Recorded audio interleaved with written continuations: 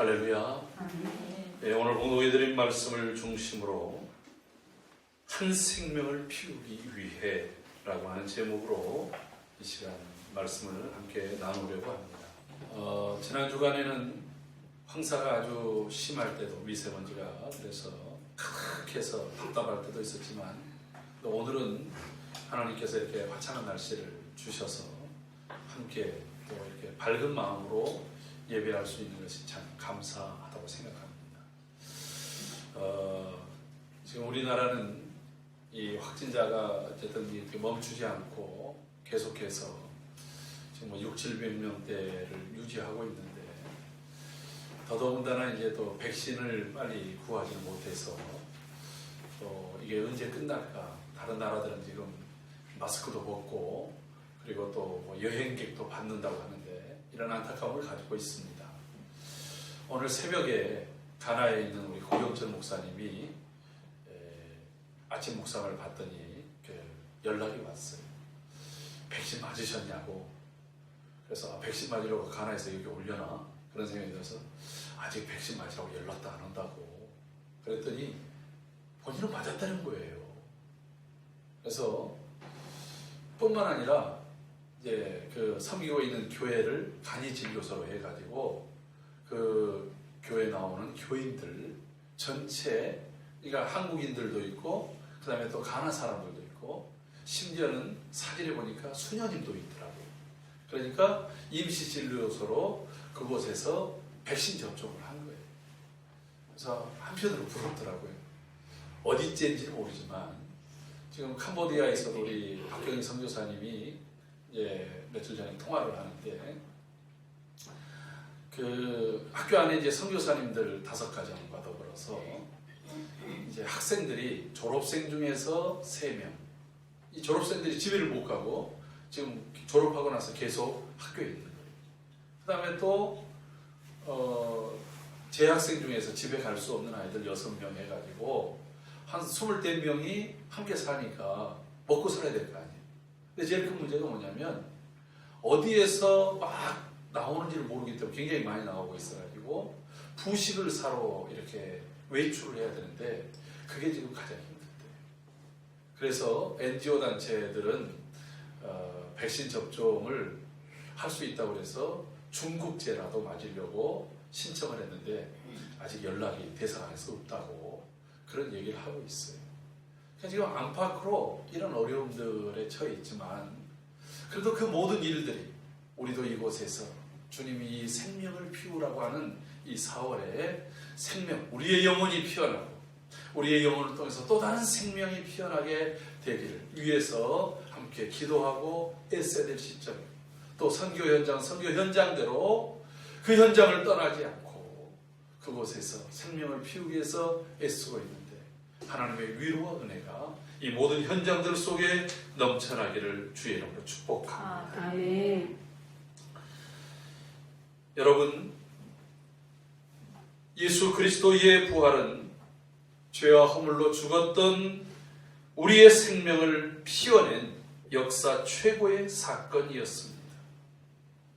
그리고 주님께서 주님 다시 오실 때까지 이 거룩한 일들을 우리에게 사명으로 주셨습니다. 여러분, 그러나 한 생명을 피워낸다고 하는 것이 어찌 쉬운 일이 되겠습니까? 특별히 죄와 허물로 죽었던 영혼, 죄의 사슬에 묶여있고 사단에 짓눌려 있는 영혼을 자유케 하고 하나님의 사람으로 온전케 하는 이 일들은 결코 저절로 이루어지지 않는다라고 하는 것입니다. 여러분, 서정주 시인의 국화옆에서라고 하는 시를 대부분 다 기억하실 것입니다. 제가 다시 한번 읽어드리려고 합니다. 한 송이의 국화꽃을 피우기 위해 봄부터 소쩍새는 그렇게 울었나 보다. 한 송이의 국화꽃을 피우기 위해 천둥은 먹구름 속에서 또 그렇게 울었나 보다. 그립고 아쉬움에 가슴 조이던 먼 젊은이의 뒤안길에서 인제는 돌아와 거울 앞에 선 내 누님같이 생긴 꽃이여. 노란 내 꽃잎이 피려고 간밤엔 무소리가 저리 내리고 내게는 잠도 오지 않았나 보다. 학교 다닐 때 굉장히 많이 이렇게 읊조렸던 그런 시 중에 하나였습니다. 여러분, 한 송이의 그 국화꽃 하나 때가 되어지면 이 몽우리졌던 것이 저절로 이렇게 피어나는 그런 영상을 볼 때 참 생명의 신비가 아름답고 귀하다라고 하는 것을 우리가 느낍니다. 그런데 이 시인은 그것이 때가 돼서 저절로 이렇게 피어난 것이 아니라 그 꽃 하나 피우기 위해서 가을녘에 소쩍새가 밤새도록 소쩍소쩍거리면서 울었다. 밤에 울고 있는 소쩍새의 소리를 그 꽃, 그 생명을 피워내는 울음소리로 들었던 것입니다. 여러분, 오늘 우리에게는 이러한 새 생명을 피우기 위한 각오와 그러한 모습들이 있습니까? 우리에게 주님께서 자신의 생명을 내어주면서 이 귀한 사명으로 주셨는데 우리는 그 사명에, 그 주님이 우리에게 맡기신 이 고귀한 일에 얼마나 사용되고 있고 얼마나 헌신하고 있습니까? 특별히 교회에 대한 사회적 신뢰도가 지난주에 17%로 떨어져 버린 이런 상황에서 영혼 구원을 위한 우리의 사명은 도대체 어떻게 감당해야 될지 참 고민되지 않을 수 없습니다. 여러분, 전에는 우리가 길거리에 나가서 전도지를 주면서 노방전도를 해도 그래도 열에 한 5-6명은 받아주기도 하고 또 수고한다는 얘기도 했어요. 물론 또 거친 소리를 하는 사람들도 있었습니다만, 근데 요즘에는 그렇게 나가는 것 자체가 마치 민폐처럼 보여집니다. 마치 사회의 어떤 병균처럼 바이러스처럼 여겨지는 시대가 되어져 버리고 말았다라고 하는 것입니다. 교회에서 코로나 감염자가 나면 또 교회야, 지겹다 지겨워라고 하는 이야기들이 인터넷을 도배하고 있는 그런 세대입니다. 여러분, 그래도 우리가 분명하게 알아야 될 것이 있습니다. 구원은 오직 주님께만 있습니다. 네. 로마서 10장 10절의 말씀처럼 사람이 예수 그리스도를 주와 구주로 마음으로 믿고 입으로 시인해서 의를 얻고 구원을 받습니다. 이것이 바로 복음입니다. 이것만이 바뀔 수 없는 진리라고 하는 것입니다. 사도행전 4장 12절에서도 다른 이로서는 구원받을 수 없나니 천하 사람 중에 구원받을 만한 이름을, 다른 이름을 우리에게 주신 일이 없다고 말씀하고 있습니다. 요한복음 1장 12절에서는 영접하는 자, 곧 그 이름을 믿는 자들에게는 하나님의 자녀가 되는 권세를 주셨으니 라고 말씀합니다. 오직 예수 그리스도, 그 주님의 이름을 부르고 그분을 믿는 사람들에게만 주시는 하나님의 주권적인 은혜가 바로 구원입니다. 이것에 대해서는 다른 어떤 이름도 없습니다. 그런데 우리가 여기에 한 가지 더 깊은 질문을 던져보기를 원합니다. 하나님은 우리가 이 땅에서 예수님을 믿고 구원받는 것이면 모든 목적을 다 이루었다고 말씀하고 있을까요? 그렇지 않습니다. 여러분, 디모데전서 2장 4절에서도 이렇게 말합니다. 하나님은 모든 사람이 구원을 받으며 진리를 아는 데 이르기를 원하노라 라고 말씀합니다. 여러분, 분명히 하나님의 뜻이 무엇이냐면 모든 사람이 구원을 받으며, 그래서 이 복음을 통해서 구원을 받아요. 그런데 또 하나는 또한 모든 사람이 진리에, 그 구원받은 사람들이 진리에 이르기를 원하신다라고 말씀합니다. 여러분, 진리를 안다라고 하는 말은 진리 대신 하나님을 사랑한다는 말이에요. 이스라엘 사람들에게 이 안다, 히브리어로 야다라고 하는 말은 무슨 말이냐면 어떤 지식적인 그러한 습득과 그런 학습을 통해서 얻어지는 수준이 아니라 내가 경험으로, 마치 내가 내 아내를 안다라고 얘기했을 때는 함께 몸을 섞고 살면서 그의 모든 호흡과 생각과 그 모든 것들을 내가 다 받아들일 때 그것을 가르쳐서 안다라고 합니다. 그래서 이거는 부부의 속에서 나온 그러한 용어입니다. 우리가 하나님을 안다라고 하는 것은 바로 그렇게 하나님을 남녀가 서로 사랑하듯이 하나님을 뜨겁게 사랑한다는 거예요. 여러분, 하나님을 사랑한다는 말이 무슨 말입니까? 요한복음 15장 10절에서 주님은 이렇게 가르쳐 줍니다. 내가 아버지의 계명을 지켜 그 사랑 안에 거하는 것 같이 너희도 내 계명을 지키면 내 사랑 안에 거하리라. 너희가 나를 사랑한다고 하면 내 계명을 지키라라고 말씀하고 있어요. 그냥 하나님의 말씀을 따르는 것이 하나님을 사랑하는 것이고, 하나님을 사랑하는 그것이 바로 진리를 아는 것이고, 이것이 하나님의 소원이라고 하는 거예요. 왜요? 그렇게 진리를 알 때, 너희가 진리를 알지 진리가 너희를 자유케 하리라. 우리의 생명을 더 풍성하게 할 줄로 믿습니다.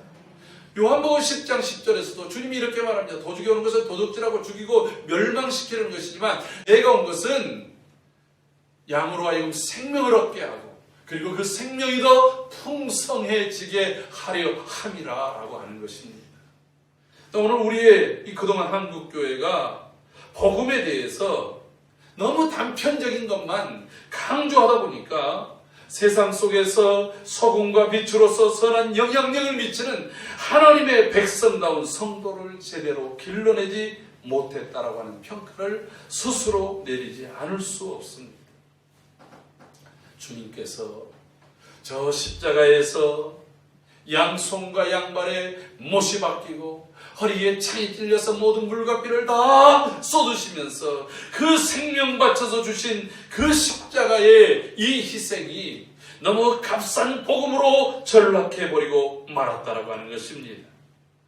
여러분, 죄에서 의로워지는 구원은 오직 우리의 노력이 아닌 하나님의 은혜로만 받습니다. 그러나 구원받은 사람은 구원받은 사람답게 이제는 살아가야 된다고 하는 거예요. 우리가 거룩하게 씻겨지고 온전하게 하나님의 자녀가 된 그러한 순간부터는 이제 하나님의 자녀다운 삶을 살아가야 한다고 하는 것입니다. 저희가 어렸을 때 집안에 맨 끝쪽에다가 돼지우리가 있었어요. 그래서 돼지 몇 마리를 키웁니다. 그래서 그것으로 잔치도 하고 그리고 집안의 하나의 재산처럼 그렇게 길렀어요. 근데 이 돼지를 기를 때 보면 돼지가 참 욕심이 많잖아요. 그리고 돼지는 자기 우리의 집을 깔아줘도 그 위에다가 먹고 싸고 눕고 그렇습니다. 아무리 돼지를 씻겨줘도 그 쌌던 데다가 다시 또 눕고 또 뒹굴고 하는 것이 돼지예요. 여러분, 우리는 이제는 그러한 존재에서 벗어났다라고 하는 것입니다.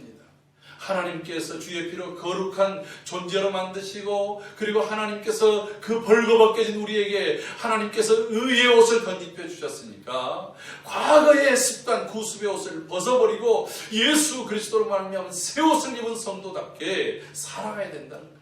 그런데 이것을 요한계시록에서는 성도들이 입는 이 세마포, 새 옷을 뭐라고 얘기하냐면 성도들의 행실, 옳은 행실이라고 말하고 있는 거예요. 우리의 삶이 이제는 복음에 합당한 주께서 주신 말씀에 합당한 삶을 사는 성도들로 피워내는 것, 그런 삶을 살아가는 삶이 오늘 온전히 구원받은 성도로서의 삶인 줄로 믿습니다.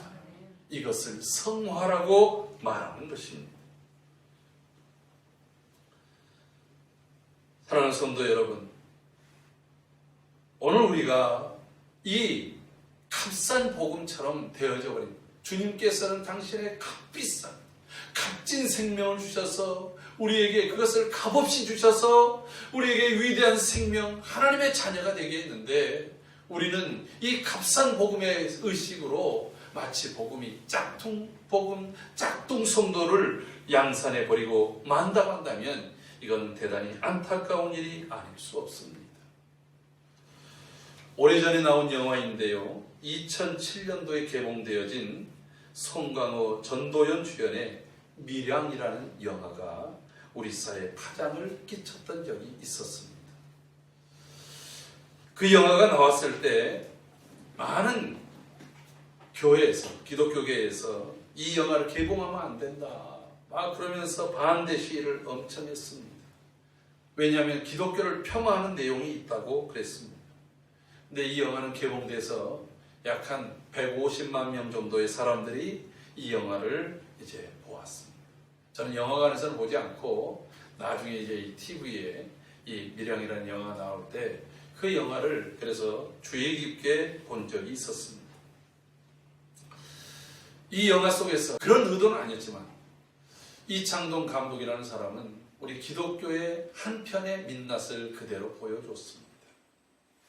근데 이 감독은 사실 이걸로 뭐 기독교를 비판하려고 했던 것은 아니었다고 얘기하고, 이 영화를 찍을 때 많은 교회와 또 기독교인들이 실제로 참여하기도 했던 그런 후문이 있었습니다.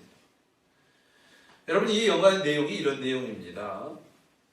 주인공으로 나오는 이 전도연이 이신혜라고 하는 여인인데, 남편을 잃은 젊은 여인이 아직 초등학교에도 들어가지 않은 이제 아들 하나를 데리고 고향 땅 밀양으로 이제 내려와서 피아노 학원을 합니다. 그러다가 어느 날 이 사랑스러운 자기의 목숨보다도 귀한 아들이 납치가 됐어요. 그리고 돈을 요구합니다. 그러다가 이 아이를 결국 찾고 범인도 잡았는데 아이는 이미 싸늘한 시신이 되어버리고 말았습니다. 여러분, 남편을 잃은 것도 정말 슬프고 서럽고 인생이 막막한데, 그래도 마지막 자신의 삶의 끈을 이어졌던 아들마저도 납치가 돼서 돈을 요구받다가 결국은 이 아이가 죽고만 이 슬픔을 당한 여인, 그 여인의 슬픔을 뭘로 다 말할 수 있겠습니까? 그러다가 이제 주변 사람들에 의해서 이 여인이 교회에 나가게 됩니다. 정말 가라앉힌 영, 하나님의 교회에 나가서 위로를 받습니다. 그리고 그래 사모함이 있으니까 더 이제 믿음으로 성장을 하게 됐던 것 같아요.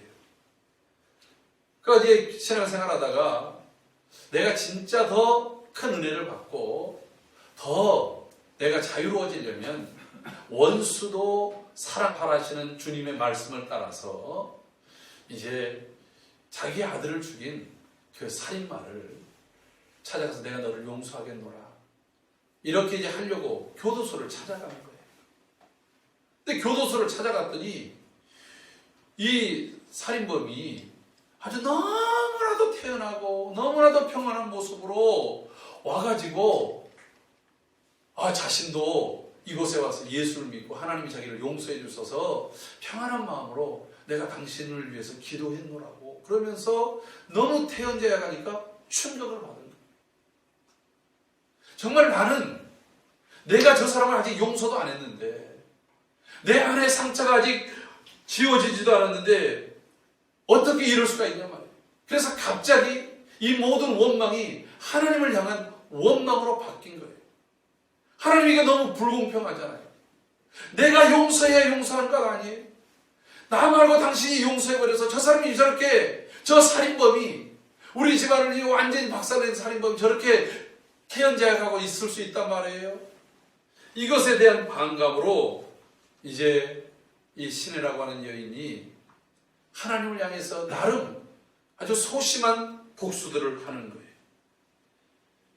그것은 교회 와가지고 여러분들이 이렇게 저에게 집중하고 있는데, 교회 와서 목사님이 설교하는데 앉은 의자를 박박 치는 거예요.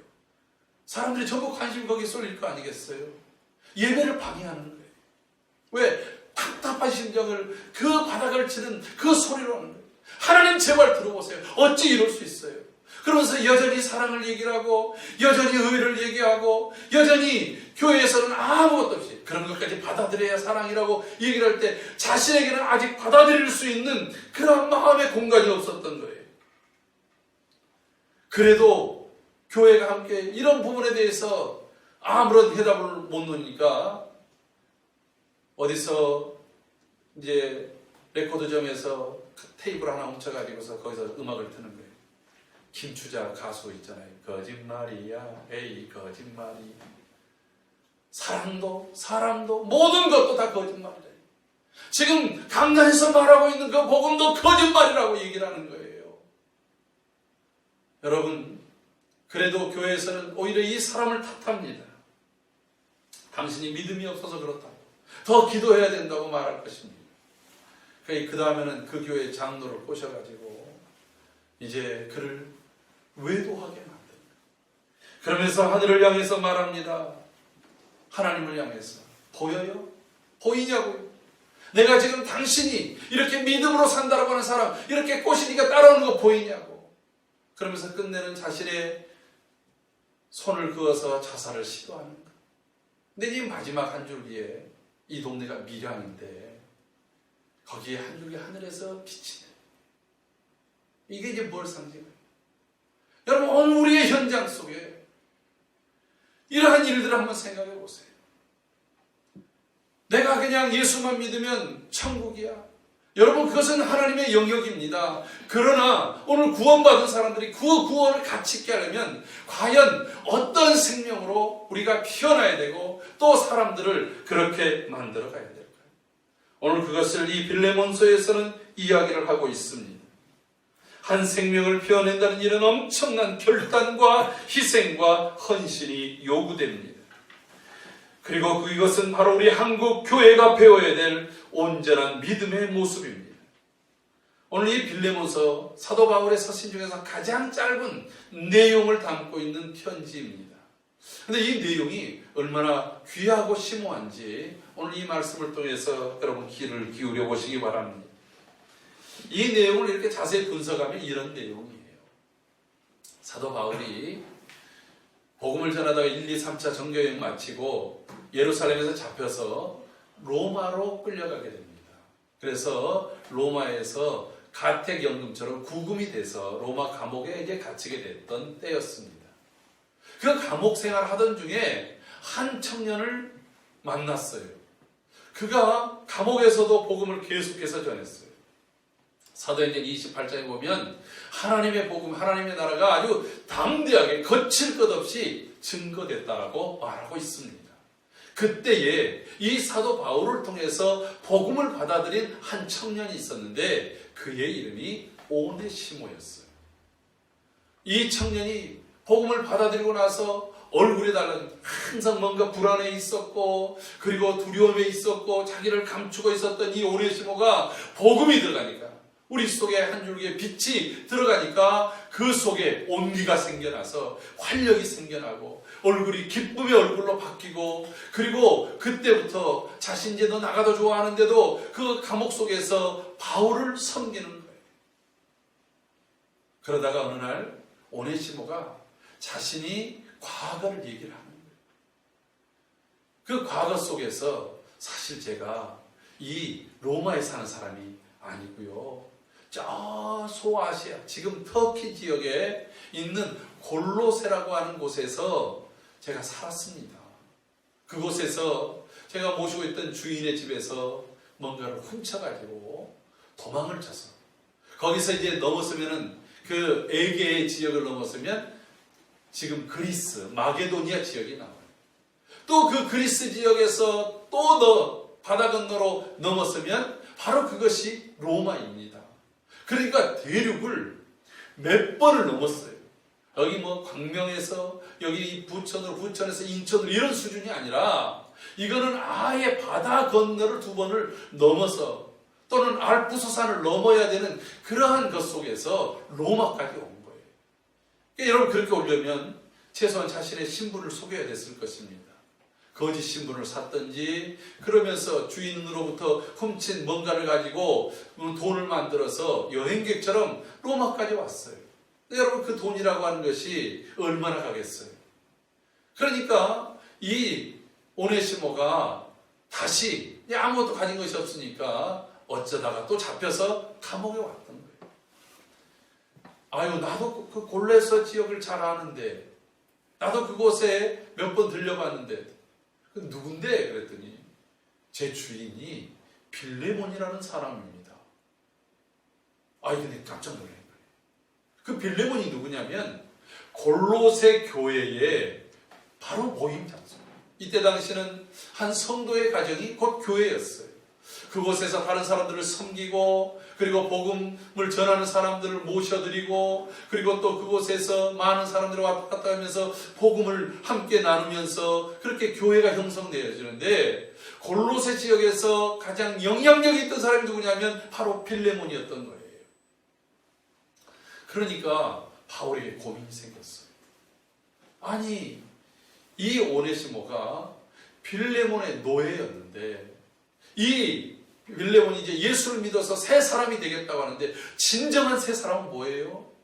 나의 허물을, 너희가 하나님께 제물을 드리려고 하다가도 너희 안에 뭔가 걸리는 사람이 있으면 그 제물을 제단 앞에 놓아두고 그에게 가서 사한 후에, 그에게 용서를 빌고 화해한 후에 그 이후에 제물을 드려라 라고 하는 말이 있잖아요. 그런데 그가 아무리 하나님 앞에 헌신하고 하나님의 복음을 위해서 자기를 섬기는 일을 한다 할지라도 지금 이 모습 가지고는 안 되잖아요. 내가 몰랐으면 몰랐지 알게 됐는데, 그래서 이 오네시모를 더 온전한 하나님의 사람을 만들기 위해서 그는 결심을 합니다.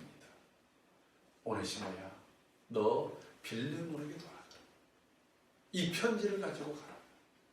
근데 여러분, 이게 모두에게 서로 쉬운 일이 아니에요. 빌레몬도 처음에는 열받았을 거 아니겠어요? 노예가 도망을 갔습니다. 여러분, 다른 노예들도 그렇게 도주를 계속하면 어떻게 되겠습니까? 빌미를 주는 거잖아요. 그때 시대가 노예가 허용되는 시대였기 때문에. 그러니까 자존심도 상할 수도 있는 거예요. 그러나 어느 날 지나서 아유, 내가 그냥 하나님께 맡기고 이런 걸로 이제 쳐버리고 나는 이제 더 이상 그를 원망하거나 저주하지 않을래. 그러고서 넘겼다 할지라도 막상 다시 보게 되면 어떻겠어요? 이게 사람이 묵었던 것, 잊었던 것이 다시 끌어오는 게 사람의 심리 아니겠습니까?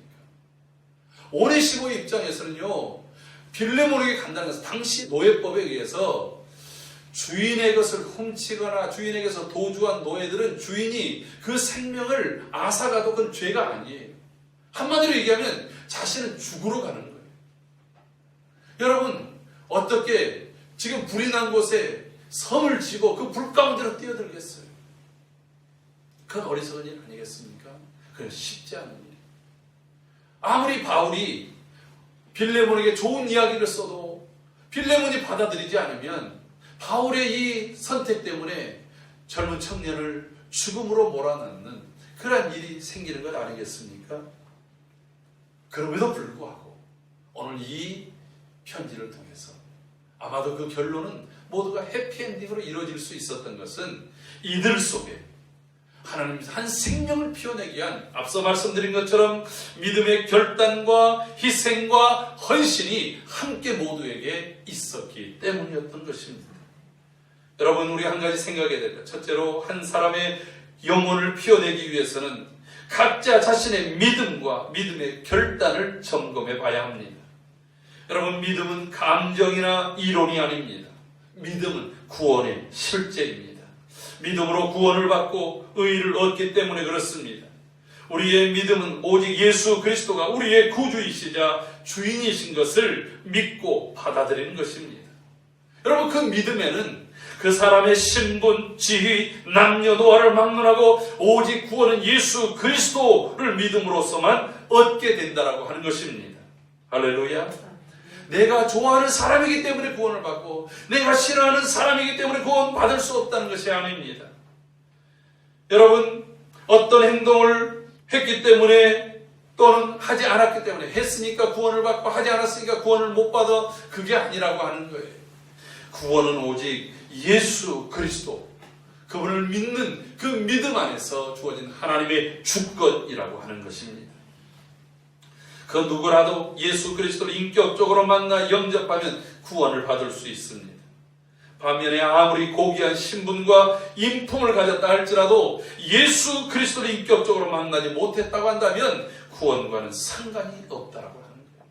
그래서 우리는 기회가 있는 대로 어찌하든지 간에 우리의 가족, 일가, 친척들, 우리의 주변에 있는 모든 사람들이 예수 그리스도를 믿어 구원에 이르고 그리고 또한 진리 안에 거할 수 있도록 우리의 혼신의 모든 가치의 최우선을 여기에 둬야 될 줄로 믿습니다. 두 번째로는 한 사람의 영혼을 꽃피우기 위해서는 각자 희생을 각오해야 한다라고 하는 것입니다. 한번 이제 각자로 살펴보도록 하겠습니다. 먼저 사도 바울은 굳이 하지 않아도 될 일을 위해서 자신의 몸을 낮춥니다. 오늘 본문 속에서 나이 많은 나 바울이라고 얘기합니다. 바울은 이 빌레몬의 스승이기도 합니다. 여러분, 사도 중에 사도입니다. 사도 중에서 12사도가 있고 사도 바울이 있는데 그 모든 사도들을 대표하는 두 명의 사도가 베드로와 바울 아닙니까? 모든 교회와 모든 사도들, 모든 성도들로부터 존경을 받는 이 바울이 오늘 자신이 이렇게 말합니다. 내가 네게 간구한다. 내가 네게 다음대에 명령할 수도 있지만 나는 너에게 아주 몸을 낮춰서 간구한다. 그게 뭐예요? 자기의 유익을 위해서가 아니에요. 나 뭐 필요하니까 좀 도와달라, 그게 아니었습니다. 오네시모라고 하는 이 한 청년을 용서해달라고 하는 것에 자신의 모든 체면, 자존심, 나이, 이 모든 것들을 다 내려놓고 부탁하는 거예요. 한 영혼을 구원하기 위해서. 여러분, 얼마나 나를 내려놓습니까? 얼마나 내 체면을 내려놓습니까? 얼마나 나의 이 끓어오르는 성질을 내려놓습니까? 한 영혼을 구할 수 있다면, 한 영혼을 살려낼 수만 있다면 나의 모든 것들을 내려놓겠습니다. 이것이 사도 바울의 희생이었습니다. 여러분, 빌레몬의 입장에서 한번 생각해 봅시다. 어느 날 잘 있는데 바울로부터 편지가 왔어요. 아니, 뜬금없이 수년 전에 도망갔던 노예가 떡하니 왔어요. 물론 그의 얼굴은 저 감방에 있었던 사람처럼 평안한 얼굴은 아니었겠죠. 주인이 나를 죽이면 어떡하나, 두려움과 죄송함과 미안함의 얼굴을 가지고 왔겠지만 그의 손에 종이 한 장이 들려 있어요. 편지가 들려 있습니다. 편지를 봤더니 사도 바울, 내가 그토록 평소에 존경하고 그리고 따랐던, 그리고 그의 말이라면 모든 것들을 내가 받들었던, 순종했던 사도 바울의 편지입니다. 근데 그 편지의 내용을 보니까 이 오네시모를 용서하라는 거예요. 얼마나 당황스럽습니까? 여러분, 지금 집안의 모든 사람들이 이 빌레몬을 주시하고 있습니다. 집안에 있던 다른 그러한 노예들도 주시하고 있습니다. 주인이 어떻게 행동하느냐에 따라서 여러분, 우리를 주인이 평소에 잘 대했겠지요. 그런데 그게 본심인지 아닌지, 그가 정말 그리스도인지 아닌지 드러날 것 아니겠습니까? 또 혹여라도 이 빌레몬의 입장에서는 만약에 내가 얘를 용서해 줌으로 인해서 다른 노예들이 다 도망가려면 어떡하지 하는 그런 생각도 들지 않겠어요? 그러나 한 생명을 꽃피우기 위해서 빌레몬은 사도 바울이 권면한 대로 그를 용납하고 영접하고 특별히 그를 향해서 대할 때에 종으로 대하지 않고, 여러분 16절 한번 읽어볼까요? 다 같이 읽어봅시다. 시작. 이후로는 종과 같이 대하지 아니하고 종 이상으로 곧 사랑받는 형제로 들 자라. 내게 특별히 그러하거든 하물며 육신과 주 안에서 상관된 매결이야. 이렇게 말합니다. 여러분, 사도 바울도 이 오네시모를 내가 종으로, 노예로 여기지 않고 형제로, 그 다음 밑에 들어보면 동역자로 이렇게 얘기했대요. 그럼 너도 그렇게 이 아이를 형제로, 동역자로 좀 받아줘라. 여러분, 이게 결코 쉬운 일이야. 내게 손해를 끼쳤고 내 마음을 상하게 했던 존재라도 여러분, 그것을 내려놓고 이 오네시모가 하나님의 온전한 생명, 하나님의 영광을 위한 생명이 되어지도록 자신을, 감정을, 자신의 그러한 모든 이득을 다 희생한 부분이 여기에 있다고 하는 것입니다. 여러분, 오네시모, 그가 예수를 알기 전에 과거에 분명히 잘못한 일입니다. 그는 죽어 마땅한 존재입니다. 그런데 그가 예수를 알게 됐습니다. 사도 바울을 통해서 복음의 진정한 가치가 무엇인지 알게 됐습니다. 하나님께서 나를 용서하실 때 내가 그 지어진 그 허물에 대해서, 그 상대에 대해서도 진정한 용서를 구해야 된다는 것을 알게 됐습니다. 가면 죽을 수 있습니다. 사회법이 그렇습니다. 그것은 그 누구도 자신의 주인 빌레몬을 비난하지 못합니다. 오히려 그것은 정의롭다고 말할 수 있을 것입니다. 공정하다고 말할 수 있을 것입니다. 그런데 그럼에도 불구하고 그렇게 하는 것이 내 영혼이 떳떳하게 하나님 앞에 선 사람으로서 살 수 있다라고 하는 그러한 바울의 이야기를 듣고 내가 죽으면 죽겠습니다. 그래도 내가 제대로 회개하고 용서를 구하고 죽겠습니다 하는 자세로 그 머나먼 길을 자신이 죽을 나를 사형시켜 주세요 하는 그 편지를 들고 갔던 것입니다. 여러분, 이 결단이 오네시모에게 있어서는 제대로 용서받는 인생, 제대로 된 그런 하나님의 사람으로 그가 온전해질 수 있는 줄로 믿습니다.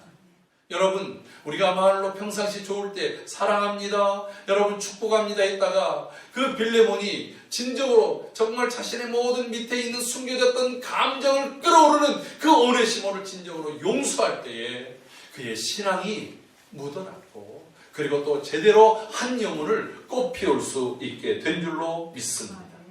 세 번째로는 한 사람의 생명을 피워내기 위해서는 반드시 행해야 될 헌신이 있습니다.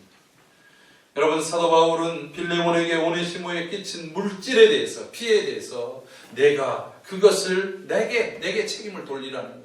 내가 갚아주겠다는 거예요. 그거 잊어버려 그러지 않았습니다. 사도 바울은 이 영혼은 용서하되 너에게 진 그 손해는 내가 갚아주마 말합니다. 여러분, 사도 바울이 돈이 많습니까? 아니지 않습니까? 사도 바울은 옥중에서 낳은 아들 오네시모를 정말 온전한 하나님의 사람으로 세워가기 위해서는 꼭 갚아야 될 그 빚에 대해서 자신이라도 책임져 주겠다고 말합니다. 앞서 말씀드린 것처럼 그는 물질적으로 여유로운 사람이 아니었습니다.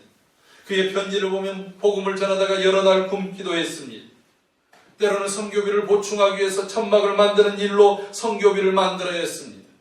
그에게 보내지는 빌립보 교회나 여러 교회에서 왔던 그러한 선교비가 그렇게 감사했지만 항상 넉넉한 것은 아니었습니다.